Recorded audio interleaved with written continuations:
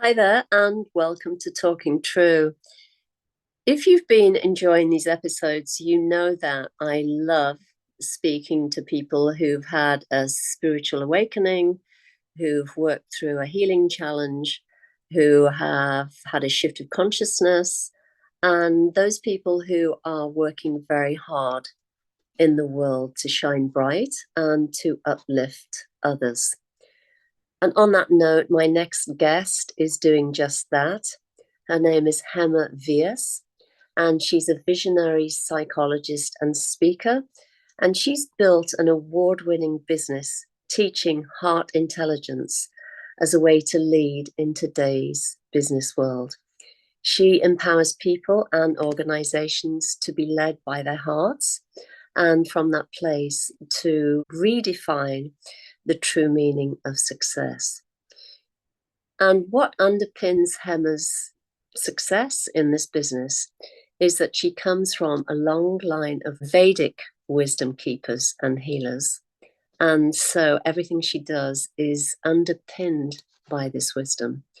So it's a great joy and a delight to have Hema joining me today. And I'm looking forward to diving into a heart centered conversation. So don't go anywhere, stick around as I speak to Hema Vyas.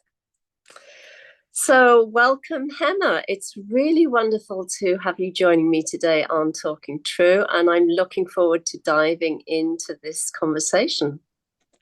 Thank you for having me, Julie. It's great to be here. I'm looking forward to the conversation too. Excellent. So, I'm really intrigued, and I'm sure other viewers will be as well, with respect to the work that you do with organizations and supporting them to become more heart centered.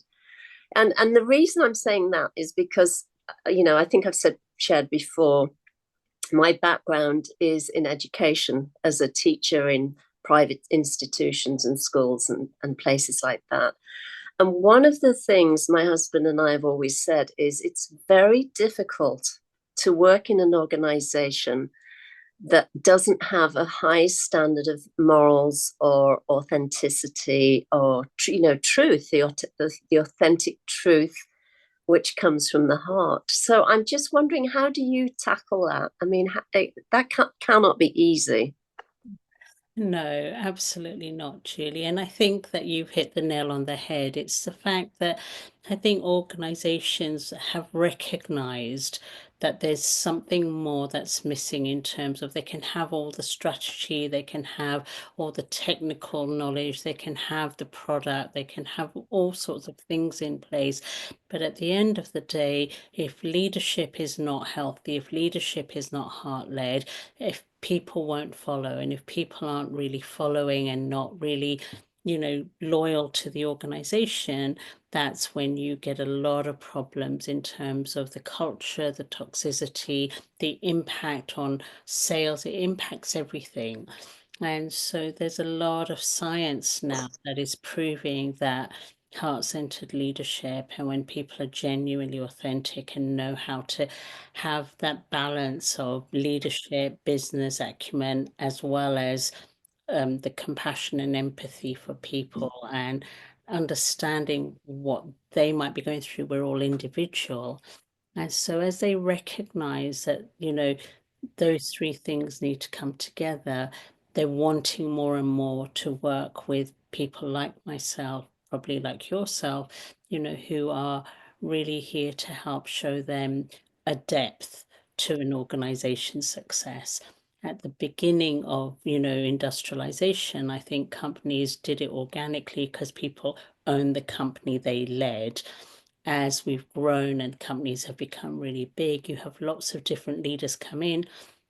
There's a direct impact of toxic leadership and a company not being as sustainably successful. And so it's lovely to be able to have people recognize the importance of, what you and I would probably call a spiritual outlook, but actually it's just part of the science of life. Yes, yes. And another part of that, which I've certainly seen within the educational sort of community and structure, is there can be an orientation towards what I call toxic positivity, where there's this kind of veneer of being an amazing community and supportive and all of the other things, but not really wanting to lift the lid and to look at the things that really aren't working. And even if it's not articulated, we feel it, right? If you're an employer as well as an employee, Yes, when you're not in truth, and it can be those kinds of things that can be really damaging and absolutely. can create these environments that nobody wants to work in. Absolutely. And I think that's the thing, isn't it? That, on the outside, a company can seem to be very successful and, you know, kind of talk about a great culture, but only when you look at what's happening internally do you see the true picture. And there are certain measures, in terms of sick leave, in terms of turnover of staff, in terms of stress related problems, and all of these things, they speak to a toxic culture. And like I say, when they realize that, you can't pretend, when they realize that actually that pretense, it only serves to give you a good external reputation. But if you can't keep your staff and if they're not thriving, then you're doing something wrong. And that's Yes. when, they need to look at what else they can do. Yeah. Yeah. So in terms of your business and what you share, you work with organizations as well as individuals, correct? That's right, yes. Yeah. So when it's pointing to or speaking to the individual who comes to you, is it that they feel disconnected, they've lost their way, they don't know what their purpose is? Is that kind of the descriptor? Julie, it's really funny because, I think all roads for me lead to the heart. And I find that people come for all manner of things. So, it can be something as simple as a phobia of dogs. And that's going way back, sort of back in the day when I first started, that's what they would come with. But, ultimately, I would say, whether they're having problems at work, professionally, whether they're having problems in their personal life, whether they've lost that connection to their purpose or their drive or their motivation, or they've got reoccurring illnesses, problems. Ultimately, it's a disconnect from the heart. Ultimately, it comes back to what's gone on in your life where you've got stuck in a loop of thinking rather than feeling, because when we come back to feeling, the truth is always there and there's always a way forward. And that's what I try and guide people towards. And a lot of my business with organizations came from individuals where we started working on one thing. So, for example, they might have an issue with their relationship and they think, oh, well, that's something I can go and see somebody about. They would come and see me. And then we'd work on lots of different things because I work very holistically. I always say that, the problem is never a problem in isolation. You've got to look at the whole person and their whole community, like family, etc. And when we start working through those things, they found a correlation, and as did I, but I mean, I intuitively knew it, but we found a correlation between success in their relationship, in their personal life, reconnecting with themselves, their hearts, that actually they started thriving at work as well. And so that's when they would go, well, I think you've got quite a lot to share. Would you come in and work with my team or my department? And that's how it organically grew. And, because it wasn't, I started off in the corporate world, but it wasn't a world that I really wanted to be in. But now I recognize that there's a real need for it. So I'm really happy to go where the work takes me. Oh, that's wonderful. And isn't it amazing the way that works, where you're kind of led and Yes. guided without necessarily seeing, in the beginning what's happening. But you say that that also links to, you coming from this long line of Vedic wisdom keepers and healers. Yeah. Doesn't that connect in a very deep way? Oh, absolutely. So my background, Julie, is that I sort of grew up in England. I was born in Africa, but my lineage is Indian and brought up in England. And so I studied psychology and all the sort of Western, channels to sort of become who I am. But really, it was really sort of learning from my mom. There were so many natural Ayurvedic remedies for so many things, including anxiety and including stress, like how you manage it with food, with exercise, with yoga, with meditation. And so, really, really bringing in my Ayurvedic sort of background, my mum's Ayurvedic background, and then studying myself in Ayurveda and bringing that aspect and the wisdom that comes with it. I think that's when my career really, really took off. If I just tried to apply one aspect, I don't think it was going so well. There was so much resistance to my intuitive wisdom that sort of came from my background. There were things that I just felt and knew, like about the heart. And I remember studying at university and they just shut it down completely. It was like, no, there's no room for that. We need to talk about the brain and behavior and psychology and it was very, very sort of constricted. And but I trusted myself, thank God, enough because of who my mum and dad are, that to go, well, that's what you think, but I think there's a deeper wisdom within all of us. Yes, I mean, I can really relate with you because I felt exactly the same when from the earliest age. I always had this very strong intuitive sense of what felt right and what didn't. Mhm. And I just naturally thought everybody else, conducted their lives in the same way. And when I went to do teacher training, it kind of baffled me that it was all very sort of mind oriented and focused on the intellect, and one's intuitive knowings was really overlooked. And it pretty much is still the same. Actually, it's getting better within the school systems, but it's pretty much the same. And I forget who it was that said, the intellect has been put on a pedestal, and the heart is the intellect is the master, and the heart its poor servant, or something to that effect. And really, that's the way it is in many organizations. And Yeah. and really, the deeper wisdom, the highest level of wisdom, is the wisdom of the heart, the intuitive wisdom, one's deepest knowing. That will never ever, lead us down the wrong path. And so, I mean, I just love that you're doing that kind of work from the inside out, with organizations and also with individuals, because it does change everything when you start connecting in and listening to your heart and letting that lead you. Then it's just amazing what happens. And I'm sure you have testimonies in terms of your own life. Absolutely.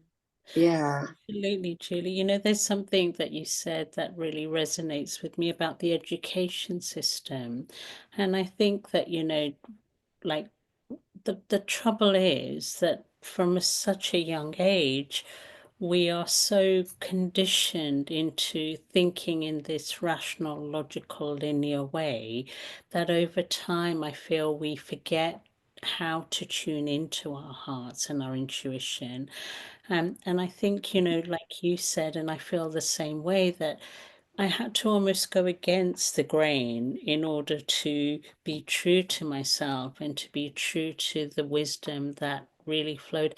And I think how many other people are doing the same thing. And the problem is that when you're so conditioned into that way of thinking, most people will go, but I don't know what's my intuition and what's fear and what's true and or what's wishful thinking or.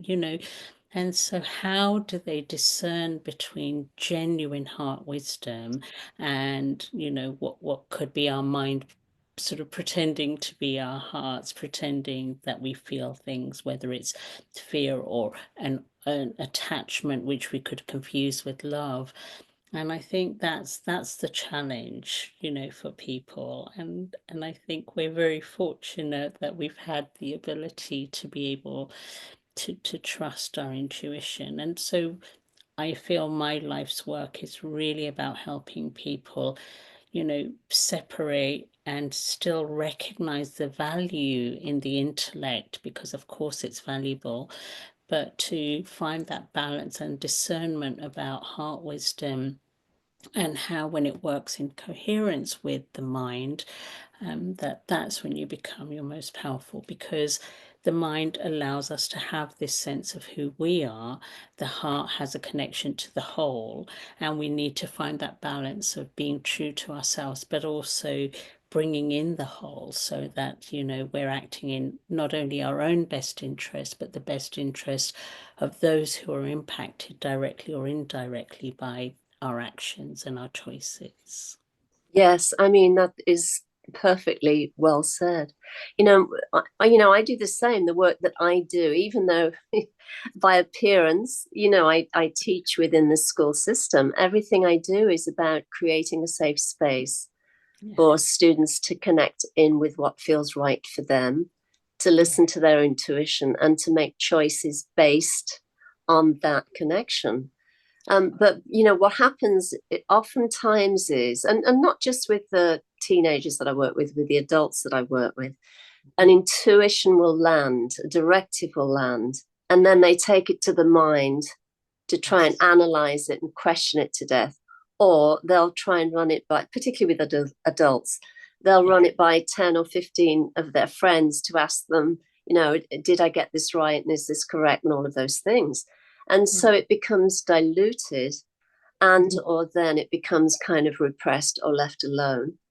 And then there's this sort of big disconnect. And there's also a quality, a feeling of sort of depressed energy when we yes, don't listen to our intuitive guidance, and we dismiss it, or we just kind of repress it, or try to sort of deconstruct it. And I find that that is quite common, particularly with adults who are trying to figure out, is this, my intuition, or is this the mind, or whatever, because they're so used to lifting these intuitive messages up into the mind and then sort of trying to sort of deconstruct it. Have absolutely. you found that as well? If you, Yeah, yeah. absolutely. And I think that's where people then will get confused. And like you say, I think that again, that's just so perfectly said, because it is, they will go and ask so many people and get so many opinions. And of course, people are operating on their own level of consciousness. And so therefore, they're not necessarily getting that higher truth. They're getting somebody's truth. And I think, it's about them learning to really trust themselves. I don't think anybody can really tell them what that truth is within their hearts. They have to learn to be able to figure it out for themselves. But I think, probably a lot of our work then, Julie, is about building trust, right? And breaking away from all the stories and the narratives around us, and really building that trust, so that we learn to trust our own inner guidance more and more. Mhm. Because that's when I know that they won't be led astray, because it comes from within themselves. Yes, yes. And the thing is, it took me quite a while to figure out that not everybody trusts their intuitive wisdom. I mean, I always, since I was a kid, I didn't even really know what I was doing, but I just trusted this voice, this Yes. this messenger. And I what I recognized now as an adult is that I trusted the place from which the message was given, rather than trusting the mind, the doubts and everything else. But I would get this kind of intuitive message that I would feel as an all over sensation, Mhm. and I absolutely recognized it was 100% true. And then I would Yes. just go and do whatever I was being guided to do, I'd just go do it. And I wouldn't ask anybody's opinion about it or permission. I just have always done that. And so it's kind of been a bit of a learning curve for me to be able to speak to and help people get stuck, or when they don't trust that sort of whole process. Because it's like, I used to think, how can you not know this? How can you not trust what you're being guided to do here? But I think that's really common. It's really, really common that people just don't trust their own intuitive voice. Absolutely. But I guess, like for you, it was very visceral, like you felt it in your body and, I don't know enough about your sort of upbringing, but hopefully, like what you had was this sense of parents who let you be your own person. And I think that makes a massive difference because we have a confidence to go out and trust. And if we make a mistake, it doesn't matter, because when you have that support, I think, it's massive. And I think a lot of the people who don't trust, either haven't had that support or have had it sort of, beaten out of them in some way where it's like, no, that's not right. You have to do it this way. Well, but that's not how I want to do it. And so I think there's a lot to be said for that healthy independence as children, to be able to follow our own path, make our own mistakes, get it wrong, and still end up where we need to. And not everybody's had that. And I think that's why that trust is broken. And, and also so many different voices. If you think about, and especially now there's so many cross cultures, but you've got the voice of parents and your grandparents who might have a different take on, to your parents and your siblings and your friends and your teachers and your community. And, there's so many different voices now. I think it's hard to be able to hear your own voice in that, which of course, I know this is something you sort of espouse to a lot, but that's where meditation becomes absolute paramount, because Mm. that's really about you learning to listen to your own inner guidance, isn't it? Yes, yes. I mean, my story, just for a bit of clarity here, Yeah. is that, I was born into a working class family in the Mhm. UK, in Walsall in the West Midlands, near Birmingham. Yes. And I always say on a good day, my mom was an agnostic, and on a bad day, she was an atheist. And my dad was a Catholic but never went to church. But I came into this world, having out of body experiences, angelic visitations, very powerful psychic phenomenon. I always knew I was looking for someone. I knew that someone was not someone within my immediate family. And I was always driven by this desire to know, and also this desire to do yoga and meditation. And again, nobody in my family did anything.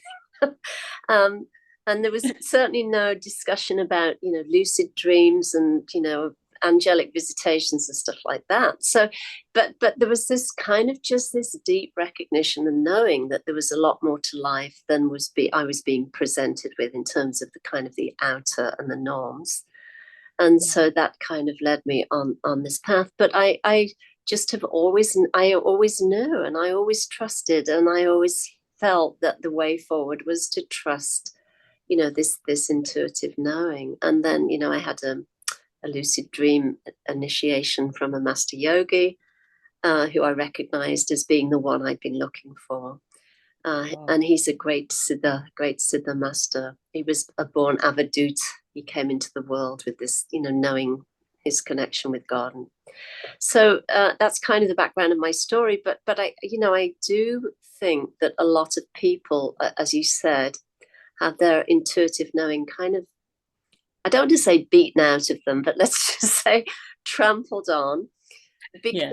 because it's, for the most part, it's not acknowledged. It's completely denied Yes. in the education system.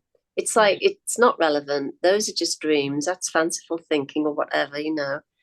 And the intellect is really, really prized as being God, so to speak, and Yes. put on this pedestal. Everything has to be run by the intellect, and of course, it creates terrible frustration. And I think long term, it creates depression, because the intellect is useful, of course. It has its uses. But if you're disconnected from your heart wisdom, then you're never going to be happy.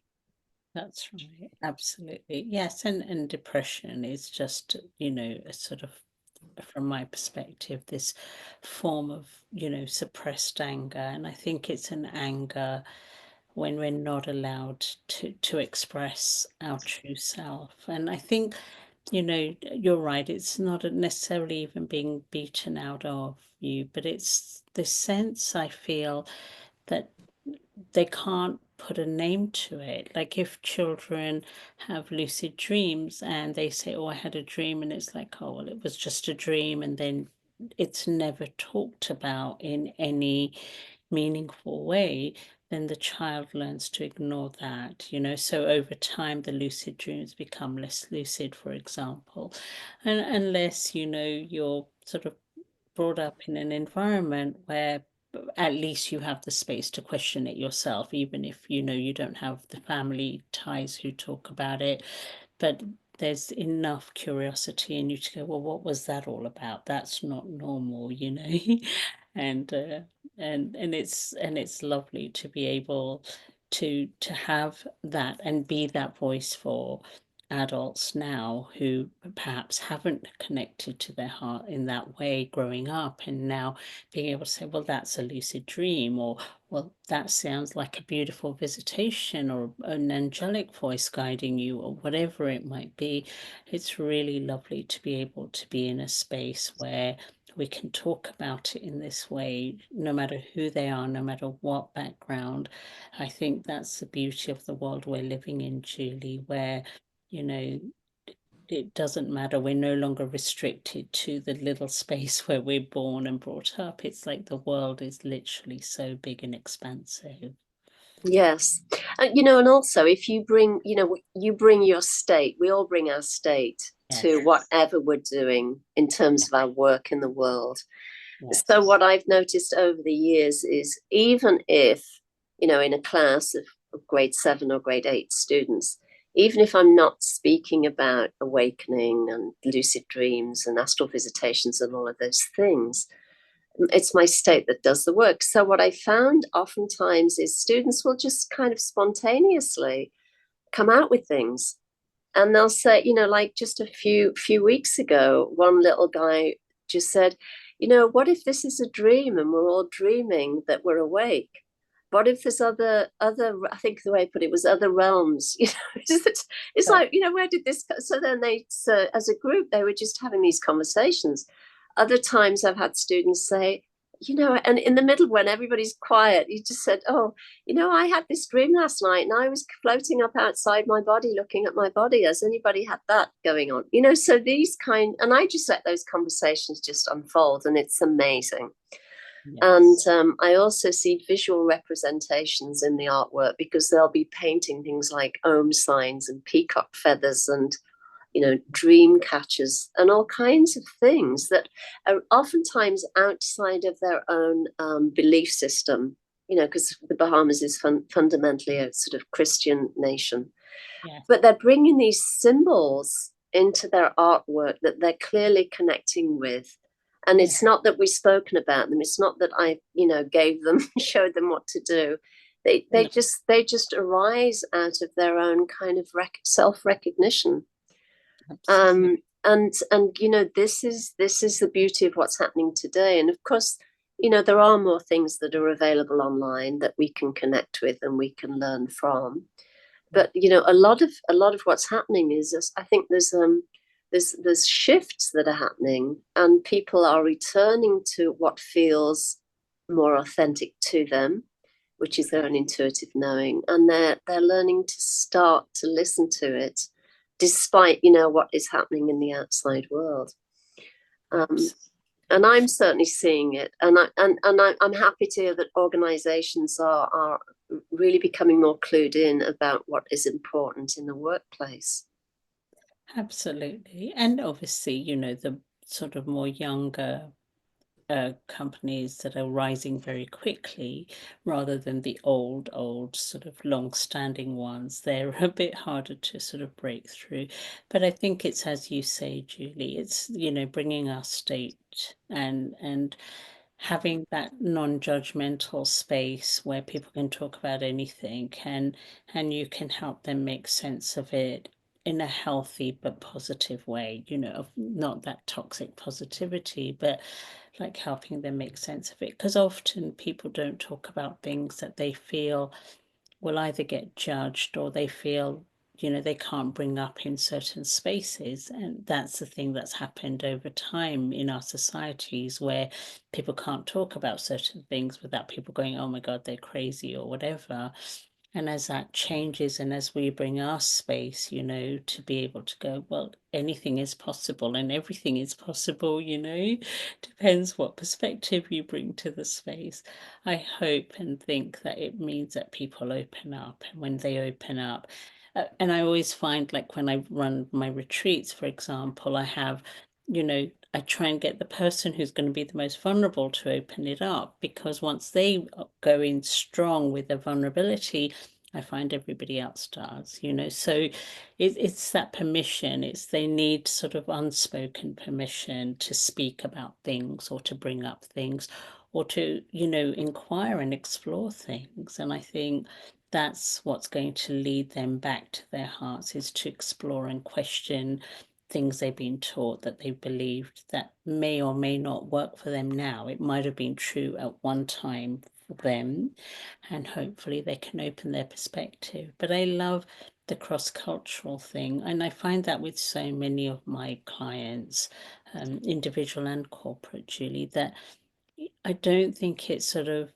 I don't think religion or how they've been, the background they've come into plays into it anymore. I think they, are far reaching. They sort of reach out to all sorts of old wisdom, old traditions, again, without necessarily needing to be told about it. And I think that's beautiful. It just shows we are one world. This all Yeah. comes from within us, right? Like, where did you get your inspiration, and your master? Where did that come from? It's not that you grew up with it, but it came from somewhere within you. Yes, yes. And when I've told this story before, but when I and I found this great being who came to me in the dream, and then I went deep into meditation and yoga and so on. And then I was invited to go to India to be on staff at an ashram. I remember when my husband and I landed in Mumbai at the airport, and we stepped out of the airport, and it was like there was this absolute recognition. Oh my gosh, I know this place. It was like everything within me just pranammed to Oh, Mother India. There was absolute recognition I'd been there before, and there yeah. was this breath, this release of like, oh, finally I'm home, I'm home, I'm home. And it Yeah. was just the most amazing feeling. And never, I never, as a kid, would have dreamed that I would be able to go to India, and certainly that I would have that feeling of recognition. But there it was; it just came from inside, and I could feel it. There was this sort of pulsation within my being. And at the ashram, we heard about this wonderful Ayurvedic doctor who is quite well known in Mumbai. His name's Dr. Pankaj, and all the swamis used to go to him. And so I booked to have a session with him. And it was just the most incredible experience, because he was doing the pulse diagnosis, and Yes. he would rest his hands. I forget how he did it, but he rested his fingers on my wrist, and then on Yes. my fingertips. And Yes. he absolutely, within seconds, that man nailed every condition. He said, "You have headache," and I did, because I hadn't eaten anything ahead of going. You have headache, you have stomach, your stomach is like funny. And because I hadn't eaten anything, my stomach was cramping. And then he said, you have a condition in your L3, L4 in the spine. And that was absolutely spot on. I'd had a back problem with two bulging discs. And it was just so phenomenal that he could do that just by, and then he was explaining how he took, he heard the pulses, the different pulsations within the body, Yes. and um, And so anyway, I used to go and see him quite regularly, and I'd have massage therapy and treatments and things while I was there. But it was just, I just said, wow, the capacity to be able to connect in at this level, which is very subtle, was really mind-blowing. And it just kind of destroys any idea that you may have about, the medical way of working with the body and, any ailments. But I just wanted to share that because it was really, given your background, it was really amazing. Absolutely.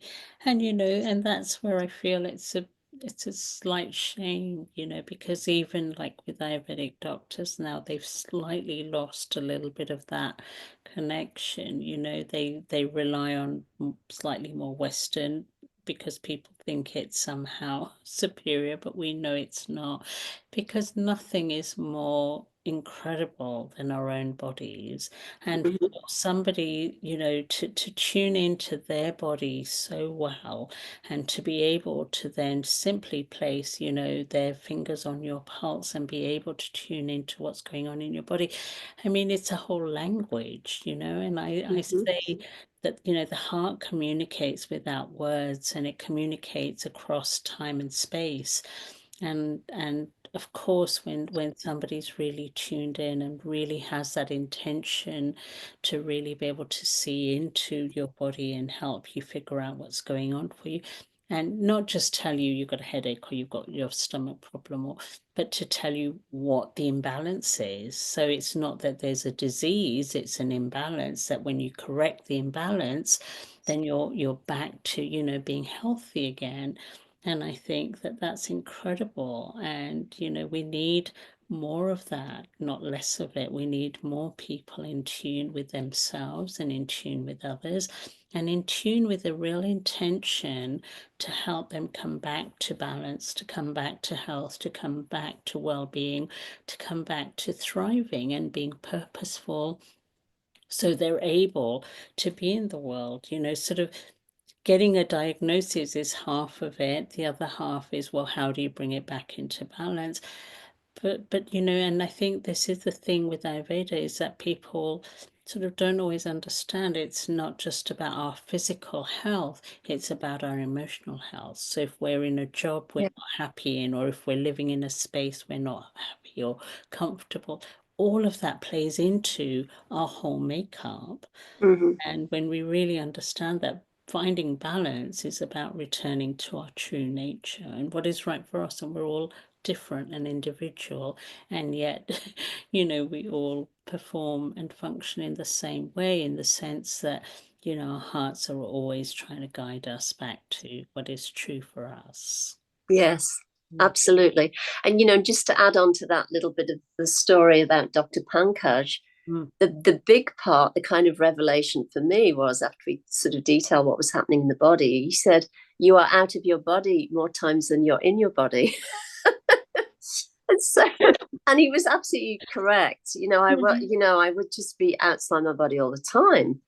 And Yes. so he gave me he gave me these little like pills that it was like herbal pills, I guess is the best way of putting it.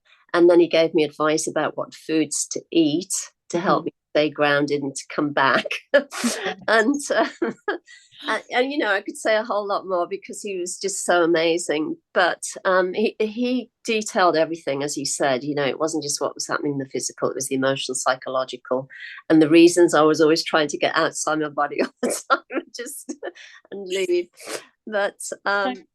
it was really amazing. So there is this incredible depth and incredible wealth of wisdom Yeah. in the Ayurvedic path and tradition that Yes. it is very helpful. I think if you can find an Ayurvedic practitioner who is authentic, it really does help. It helped enormously when I was in India because of the heat as well, during monsoon too, and the incredible heat, and my whole digestive system was really in turmoil because of it. I couldn't eat very much, so that really helped. But Yeah, I really encourage anybody, if they have the opportunity, to find somebody, if they have somebody close by.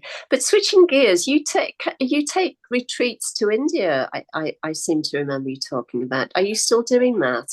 Yes, yes. So in January, once a year we go to India, and it's an Ayurvedic retreat, and so they have, the all the treatments, and we meditate, yoga, um, we work on the emotional, the psychological, the spiritual, as well as the physical. Mm-hmm. Education around the food and the doshas, like what your body type is, and how it impacts how you show up in the world. And so yeah, I do that once a year. Wonderful. And are you planning to do it again in 2026? Yes, absolutely, yes. Excellent. And is the information accessible via your website? Um, Or it yes, will be? it will be, or they can write to us and let us know, because we do lots of different retreats, so we can't put all the information, otherwise it would just be, one Yeah, big too book. much.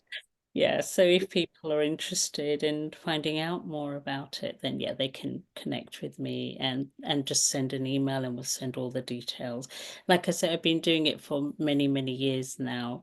I lose count, but maybe 15 plus years, apart from the couple of years with lockdown. But yeah, we run them every year.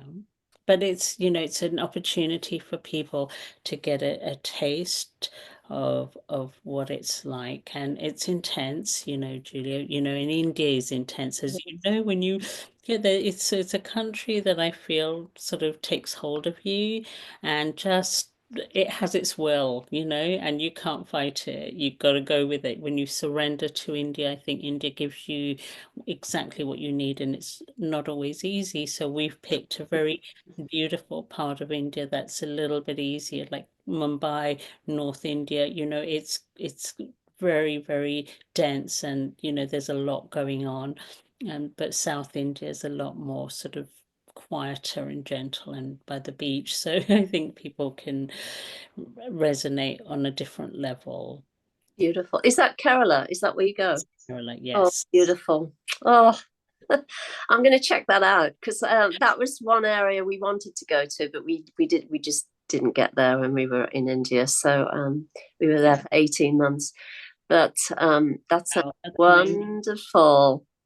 I'll Thank definitely check it out. you. Please do. So, Hema, I'm just realizing the time. I hadn't realized we're close to the time when we should wrap things up. It's amazing how quickly time goes. But this has been a really wonderful conversation. I've loved it every minute. Thank Um, you so much. It's been lovely. Like I say, because we have so much in common, it was natural that time was going to fly by, right? yes. Yeah. But before we wrap up, do you want to just let people know where they can find you? I will, as I said, have all of the information in the show notes, but if you could let people know that, it would be great. Yeah, it's quite simple. It's my name, hemavyas.com, and that's my website. So if they go to my website, most of the information is there. And if it's not, just send me an email, and somebody in the team will get back to you and with all the details, all the information about working with me individually through organizations, retreats, for themselves. We also do organizations. We take organizations away for, team building, culture building kind of away days, retreats. So yeah, all of it. Fantastic.